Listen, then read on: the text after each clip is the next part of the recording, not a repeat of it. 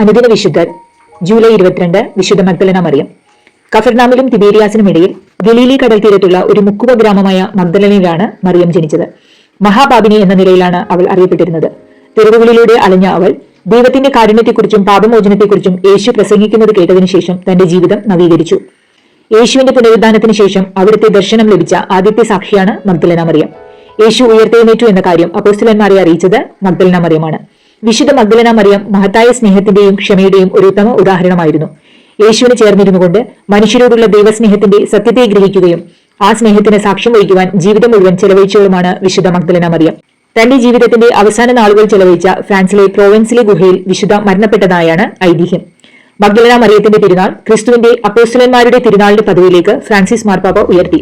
അപ്പോസ്തലന്മാരുടെ അപ്പോസ്തല എന്ന് വിശുദ്ധയ്ക്ക് Thomas Aquinas നൽകിയ വിശേഷണം മാർപ്പാപ്പ ആവർത്തിച്ചു.